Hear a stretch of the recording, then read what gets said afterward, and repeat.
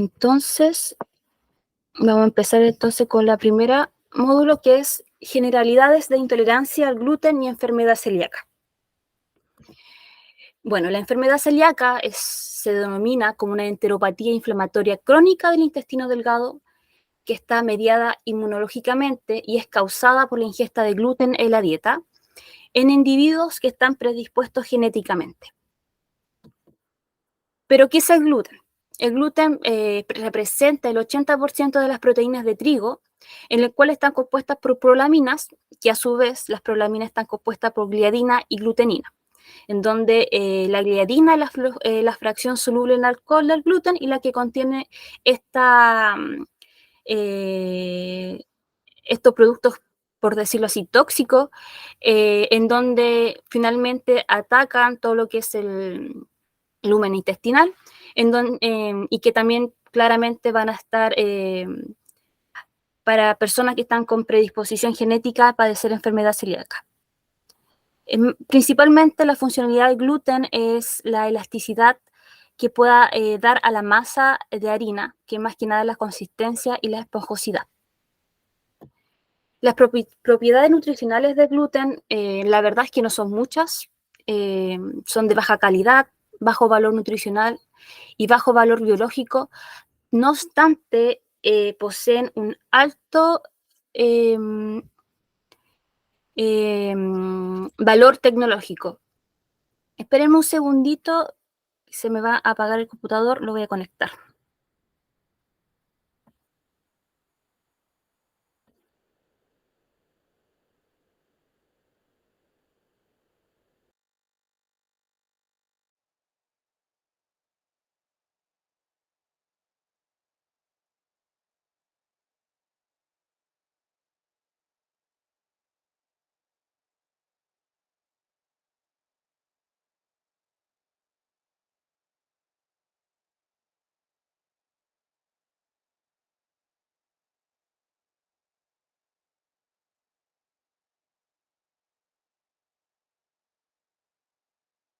Ya, ahí sí, vamos a seguir. Poseen alto valor tecnológico. Esto se ve claramente en la industria alimentaria y también en la industria farmacológica, con algunos fármacos que utilizan gluten.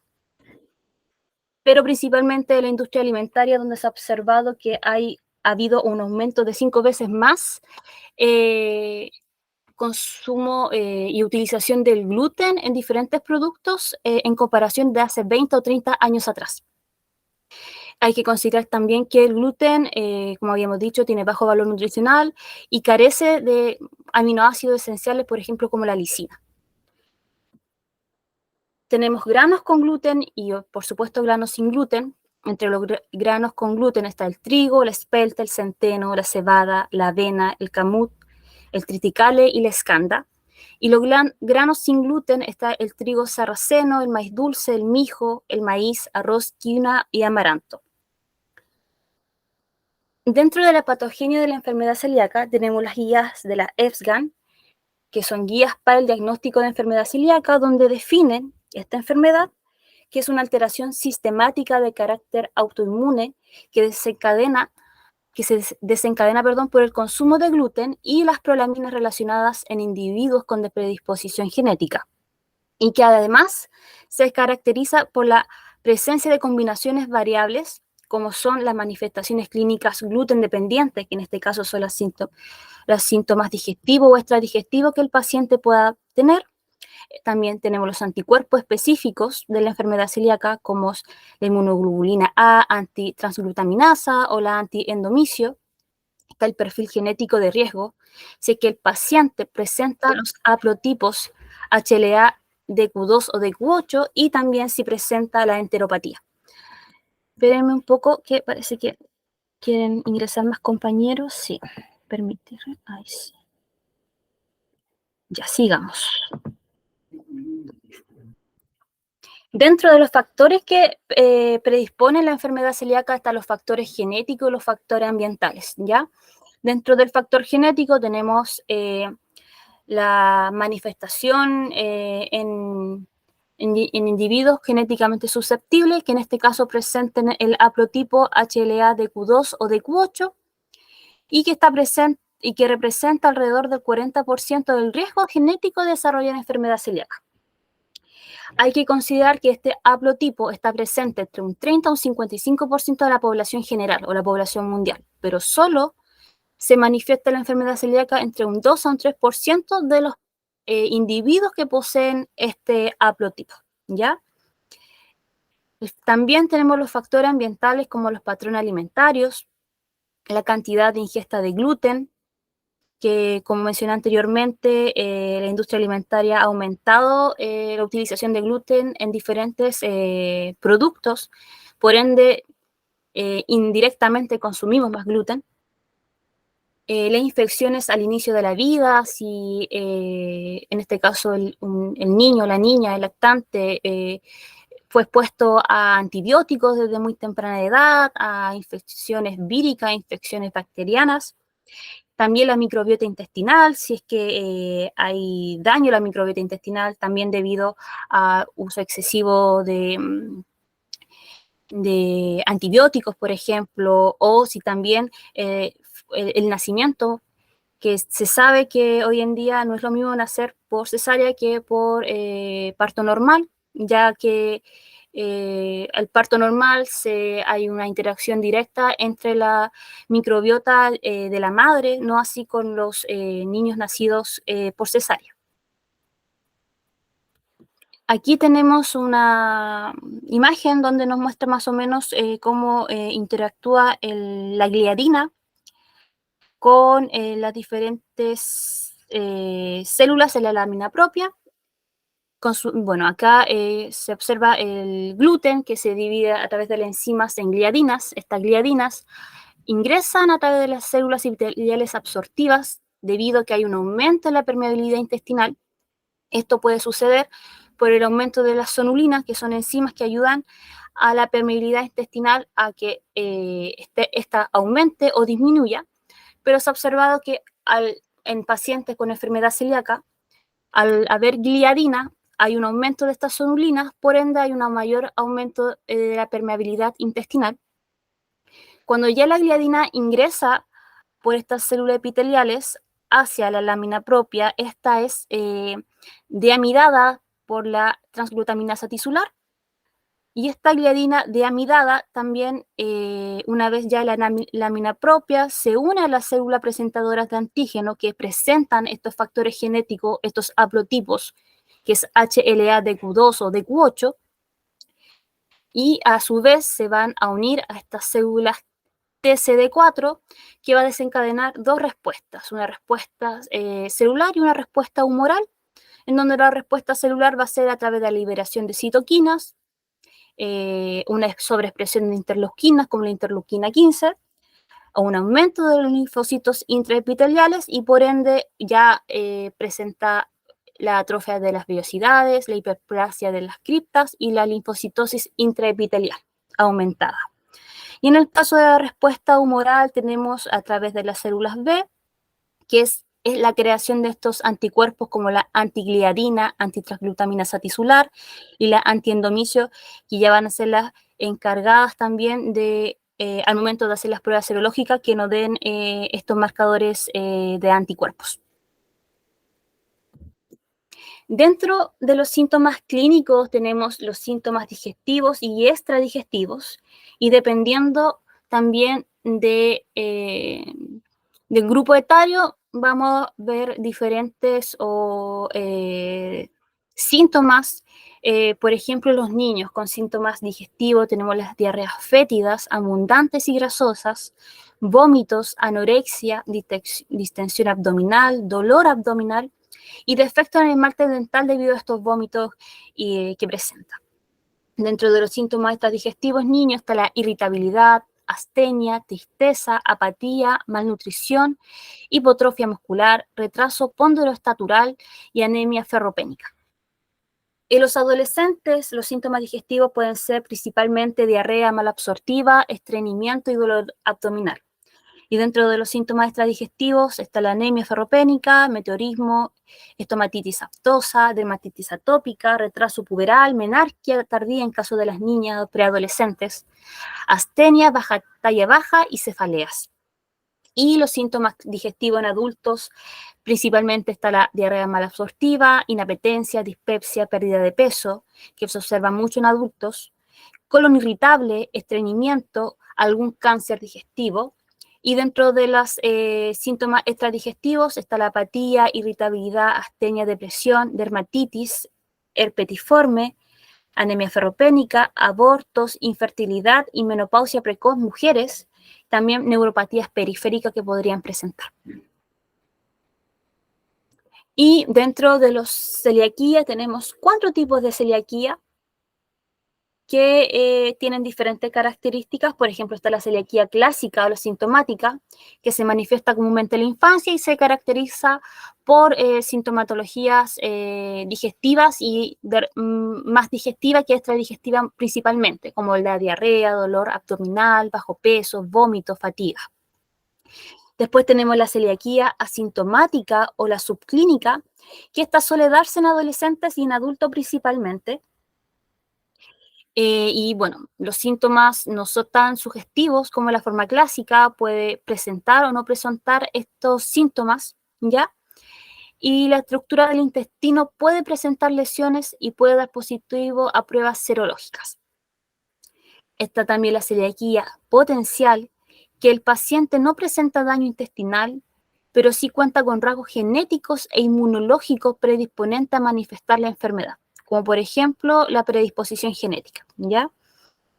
Y la celiaquía latente, que comúnmente son asintomáticos, en donde tienen una predisposición genética por algún familiar directo, que en este caso la mamá, el papá o hermanos también, y se puede presentar 2 subtipos: pacientes que sufrieron celiaquía en su infancia, pero aplicando ya una dieta libre de gluten, la mucosa del duodeno yeyunal se regularizó, se regeneró y ya no posee la sintomatología, y el paciente que nunca ha tenido la enfermedad, pero la desarrollará a futuro. Aquí tenemos un cuadro comparativo con los 4 tipos de celiaquía, en donde observamos que en la clásica, sí se presenta síntomas clínicos. En la subclínica, como dijimos, puede ser asintomático o puede presentar, pero no tanto como la forma clásica.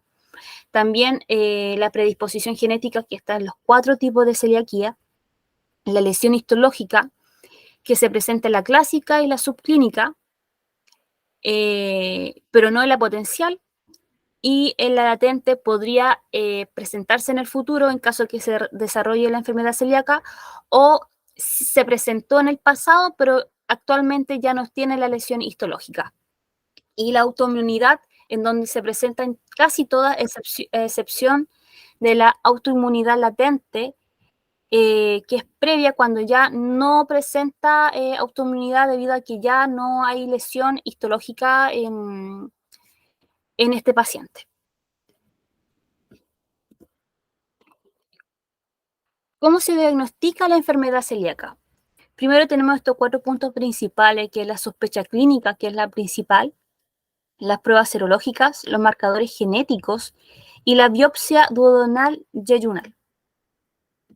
La sospecha clínica es lo que habíamos comentado anteriormente, que se presenta principalmente como sintomatología digestiva o extradigestiva, y que también la sospecha clínica se puede ir de la mano con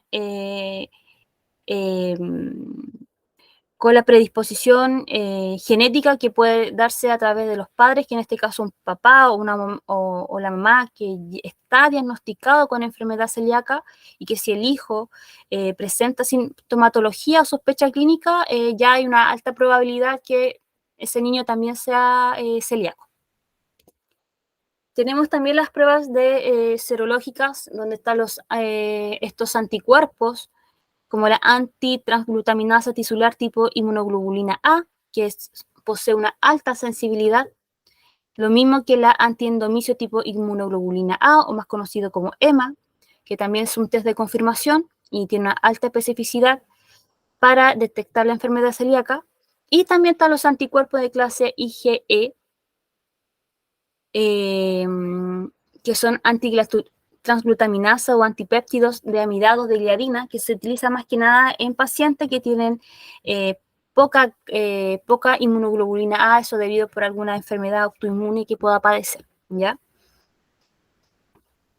También están los marcadores genéticos, que están estos haplotipos HLA, DQ2 o DQ8, que se obtienen a través de muestras de saliva o a través de muestras de sangre.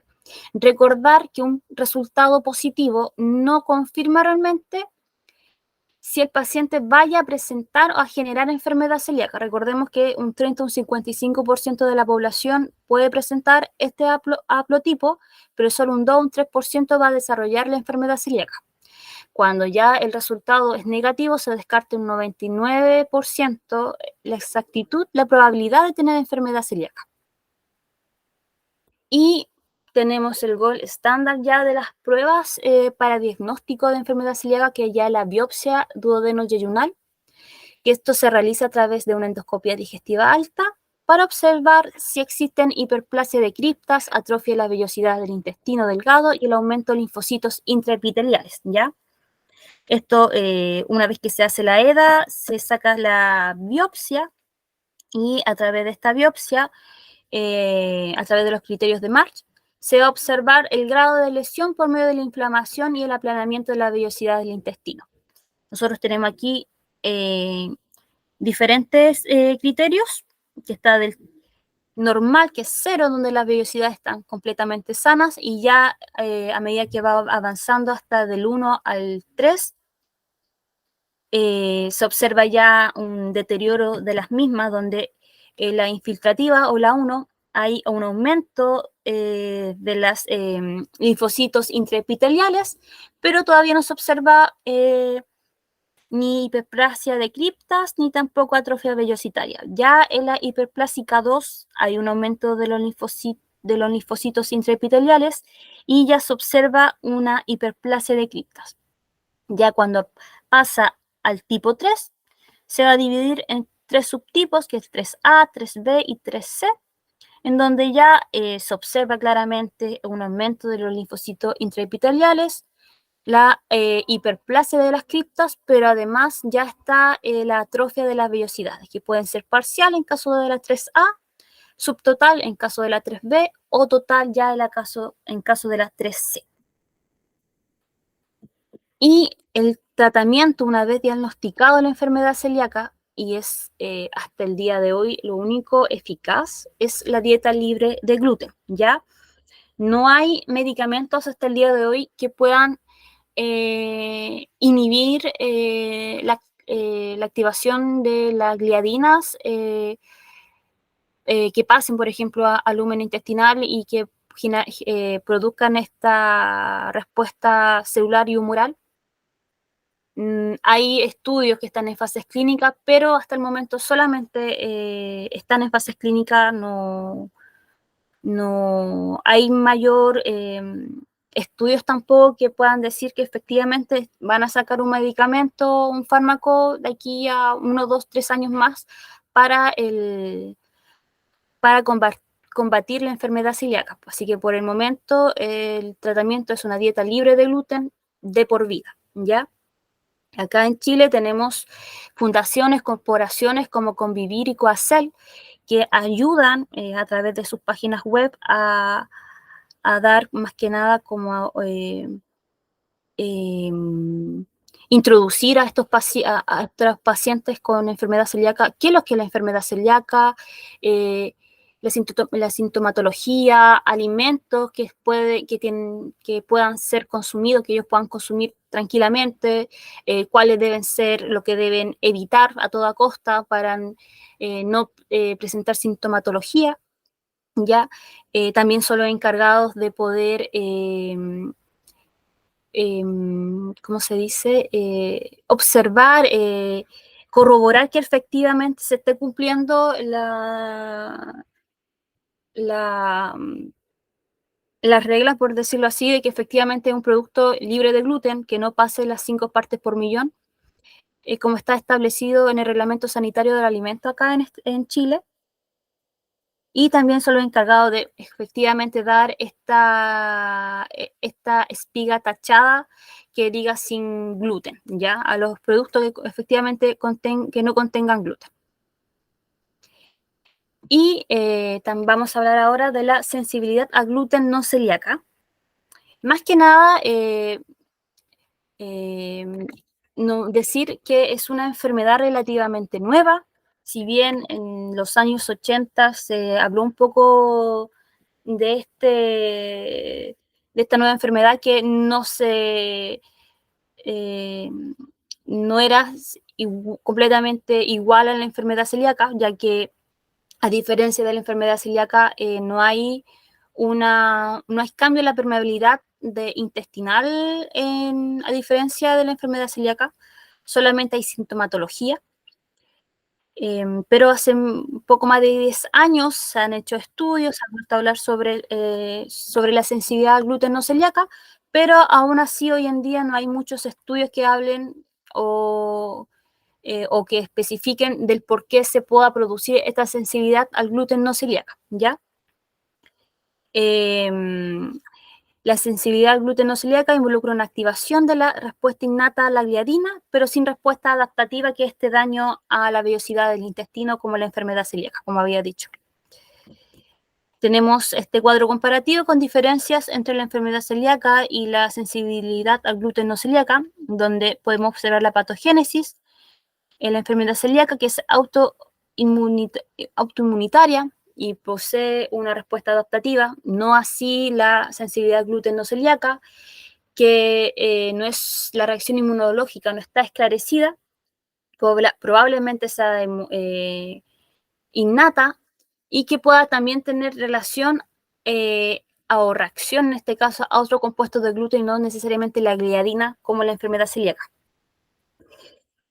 Presenta predisposición genética a la enfermedad celíaca, no así la sensibilidad al gluten no celíaca, es desconocida. Dentro de los anticuerpos que podría presentar la enfermedad celíaca tenemos las transglutaminas tisular, ¿verdad? La endomicial y las gliadinas, pero la sensibilidad al gluten no celíaca, como no presenta una respuesta adaptativa, no hay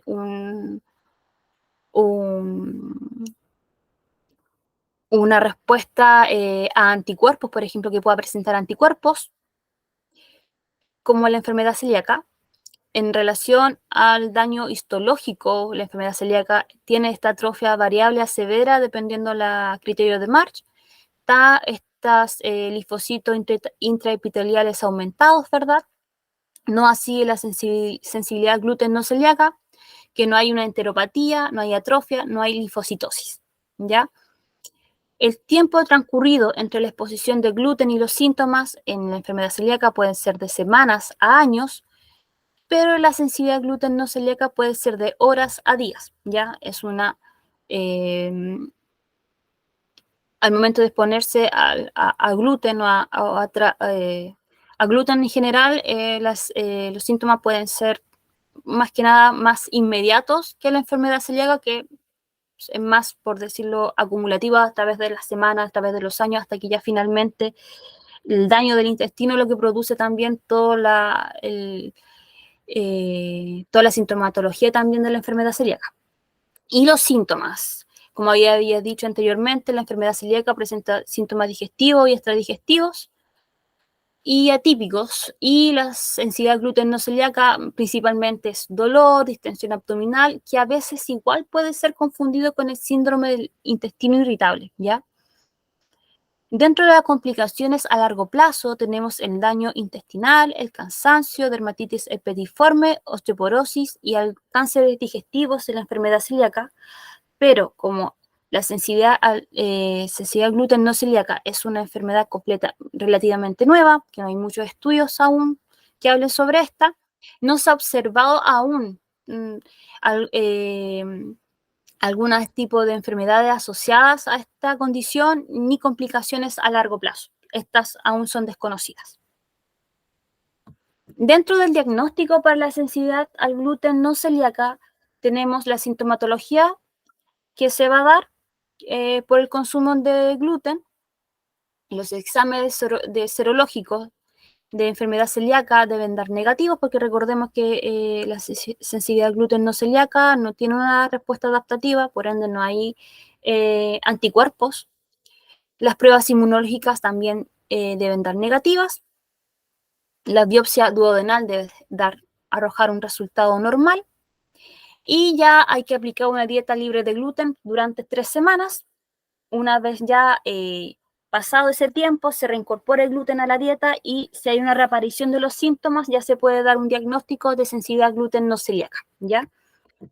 Y el tratamiento es también una dieta libre de gluten, pero a comparación de la enfermedad celíaca, la sensibilidad al gluten no celíaca es más que nada, la eliminación del gluten es para disminuir la sintomatología de esta enfermedad, ¿ya? No más allá de como la enfermedad celíaca, que es una dieta muy restrictiva y es para toda la vida. Los gastroenterólogos muchas veces no dan como recomendación, a lo mejor no una dieta tan estricta, sino a tolerancia, ¿ya? Ya que como no hay mayor daño, en este caso a las vellosidades intestinales, no existe ese tipo de daño, perdón, no es necesario ser tan estrictos, a menos que efectivamente el paciente, por la sintomatología, realmente sienta dolor, sienta mucho malestar y que finalmente la eliminación total del gluten en su dieta sea el alivio que el paciente necesita para dejar de sentir todos estos síntomas digestivos o extradigestivos que pueda tener. Y eso sería la clase del día de hoy. ¿Algunas dudas, algunas preguntas que puedan tener?